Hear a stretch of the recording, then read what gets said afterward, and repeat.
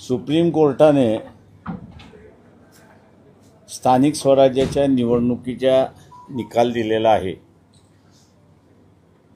आणि निकालाच्या अधीन राहून इलेक्शन घेण्याचे असणारे आदेश दिलेत। ओबीसींचं जे आरक्षण आहे ते तसं ठेवून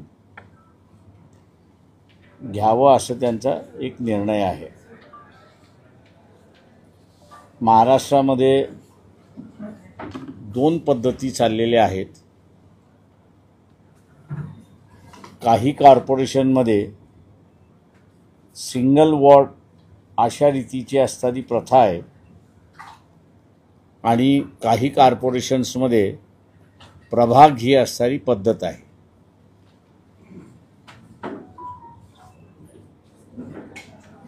शासन प्रभागाच्या संदर्भात 3चा ठेवणार आहे की 4चा ठेवणार आहे याचा त्यांनी ताबडतोब खुलासा केला पाहिजे।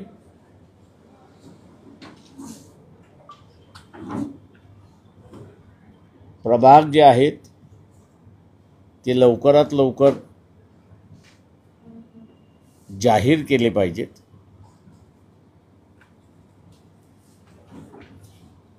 जेणेकरून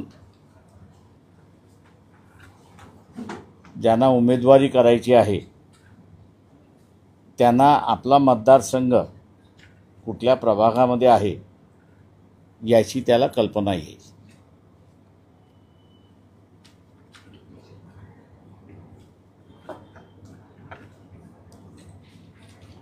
आमची मागणी आहे की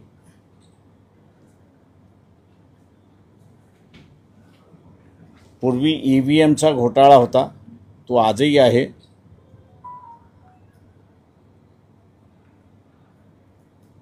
आता नवा घोटाळा सुरुवात झालेला आहे आणि तो म्हणजे अधिकाऱ्यांचा घोटाळा झालेला आहे।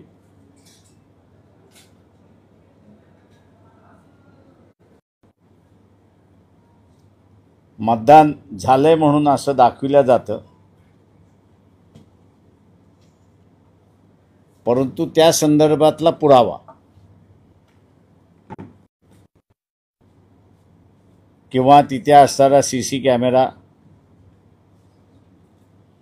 किंवा कुठल्या अधिकाऱ्याने स्लिप वाटल्या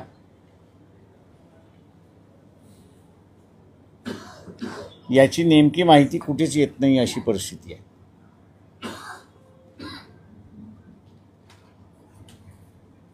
वारंवार इलेक्शन कमिशनला या संदर्भात खुलासा करावा लागतोय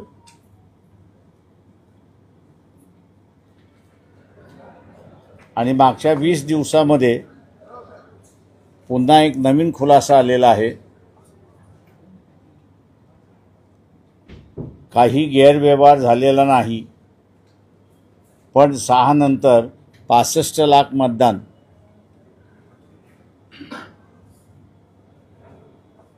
झालेलं आहे अशी कबुली देण्यात आलेली आहे।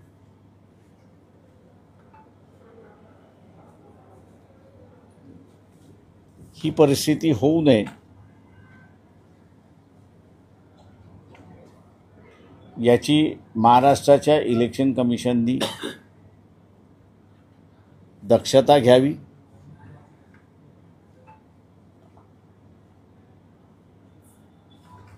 या स्थानिक स्वराज्याच्या निवडणुका आहेत हे बरोबर आहे, त्याच्यामुळे सिम्बॉल वाटप ही जी आहे ही त्या नगरपालिकेला, महानगरपालिकेला, नगर रचनेला आणि जिल्हा परिषदेमध्ये जिल्ह्यातल्या अधिकाऱ्यांना देण्यात आलेला आहे। त्याची फेर तपासणी करण्याची गरज आहे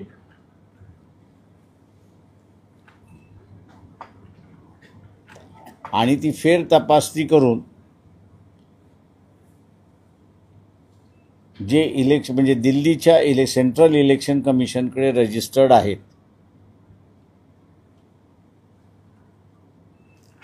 त्या सर्वांना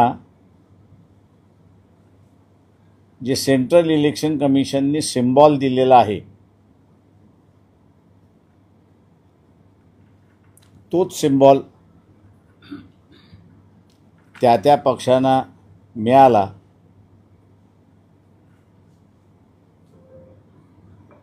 ते इलेक्शन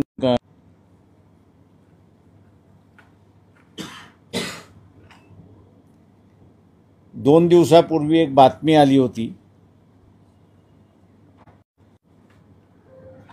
राज्याला विनंती केलेली आहे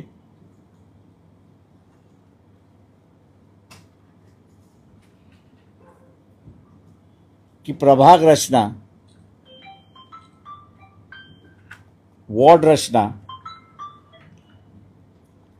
जिल्हा परिषद मतदारसंघ आणि पंचायत समिती मतदारसंघ याची फोड करण्यात यावी.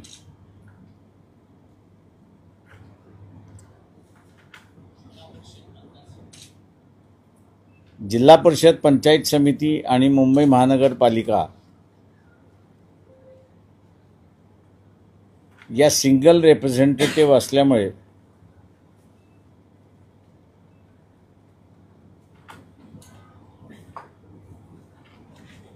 त्यांच्या रचनेसाठी राज्याकडे हा कारभार सोडण्यापेक्षा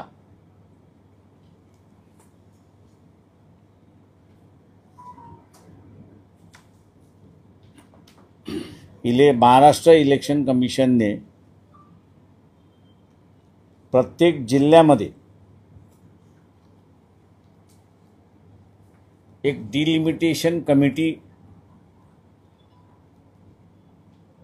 स्थापन करावी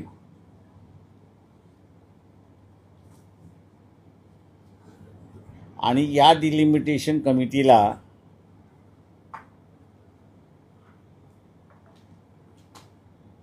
प्रभागाचं नगरपालिकेतले येणाऱ्या, महानगरपालिकेमधले येणाऱ्या प्रभागाचं आणि जिल्हा परिषद, पंचायत समिती यांच्या मतदारसंघाची रचना करण्याची जबाबदारी देण्यात यावी.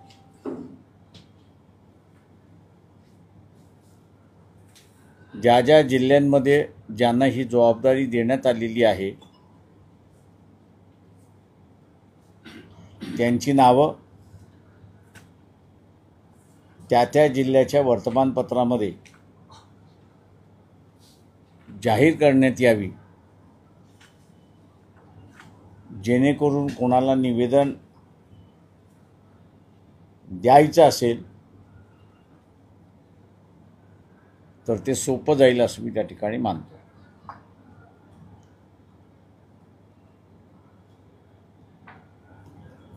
काही ठिकाणी 3 वर्ष, 5 वर्ष अशा नंतरच्या निवडणुका होतात आहेत.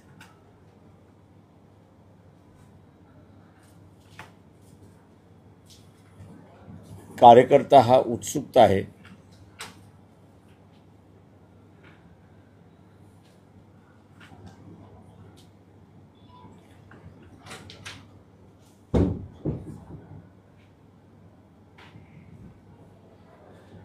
पक्षाच्या वतीने सुद्धा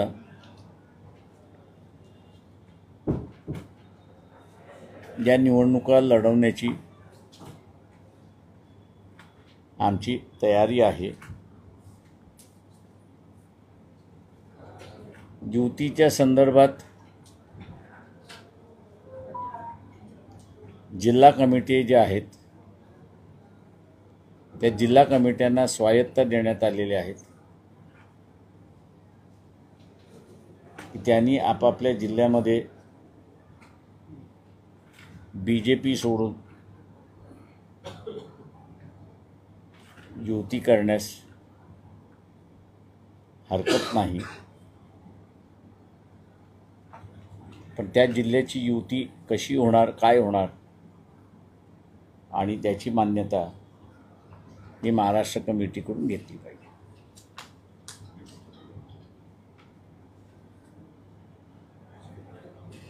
आपण आता विचार सर, सुप्रीम कोर्टाने जो निर्णय दिला निवडणुकासंदर्भात, स्थानिक स्वराज्य निवडणुका 4 महिन्यात घ्याव्या, पण 2 दिवसापूर्वी मुख्यमंत्र्यांनी स्टेटमेंट दिलेले आहे की पावसाळा येतोय आणि निवडणूक आयोगाने पुढे ढकलाव्या.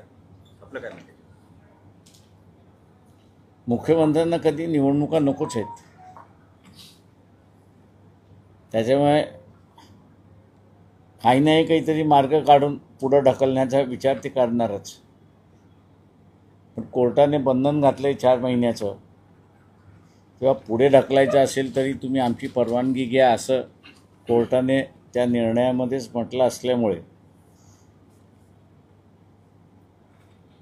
इलेक्शन कमिशनला, महाराष्ट्र इलेक्शन कमिशनला आम्ही पुढे का जातो आहे ते सांगणं गरजेचं होतं. पावसाळा हे बरोबर आहे, पण सप्टेंबर आणि ऑक्टोबर नंतर पावसाळा कमी होतो याचीही जाणीव आहे. त्याच्यामुळे 2-2.5 महिने 3 महिन्याच्या कालावधीमध्ये जी तयारी करायची ती तयारी करायला पूर्ण वेळ आहे असं मी त्या ठिकाणी मानतो.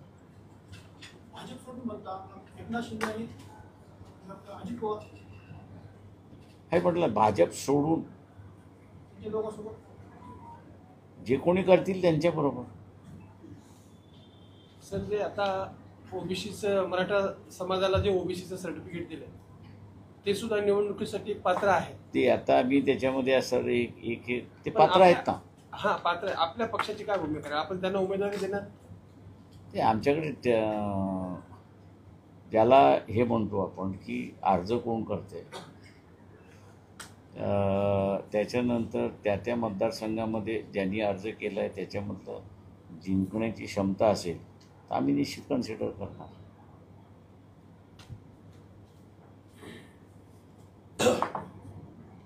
सर, भारताचे सरन्यायाधीश काल परवा मुंबईला आले, तर त्यांचा येल्याच्यानंतर जो प्रोटोकॉल जो असतो तो पाळला गेला नाही. तो स्वतः त्यांनी गवई साहेबांनी हे केलेलं आहे. तर आपण बॅरिस्टर म्हणून आपण इकडे काय पाहतो? हे त्यांनी बेंचवरनं असणारं त्या सगळ्यांना समन्स करावं.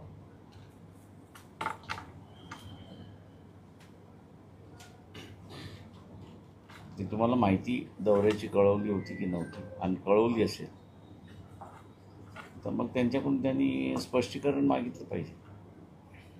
आणि योग्य नसेल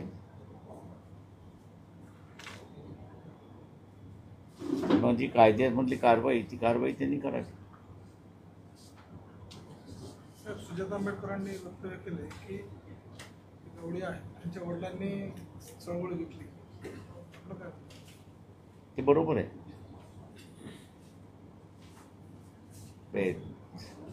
दादासाहेब गायकवाडांपासून बॅरिस्टर खोब्रागडे इथपासूनचा तो इतिहास आहे, त्याच्यामुळे नवीन काहीच नाही आहे. लोकल बॉडीज में वंचित कोई पार्टी से अलायंस करेगी? हमने वही तो अभी कहा कि बीजेपी छोड़ के हम सबसे अलायंस करने के लिए तैयार है. स्पेशली एमआईएम के साथ पहले अच्छा खासा नाता रहा है, हाँ, लेकिन धोखा भी दिया है ना हम लोग को. तो फिर एमआईएम से यूटी का कोई नहीं. भैया ऐसा है कि जब छाछ भी कोई पीता है धोखा खाने के बाद, तो फूंक मार के ये पीता है ना, उसके पहले तो वैसे पीता नहीं है. इसका मतलब एमआईएम से नहीं हो. हम लोग कुछ कमेंट नहीं कर रहे.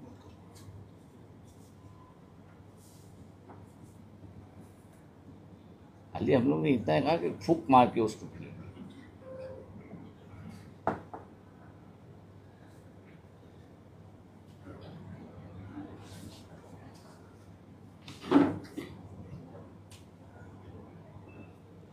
ठीक, चला, थँक्यू.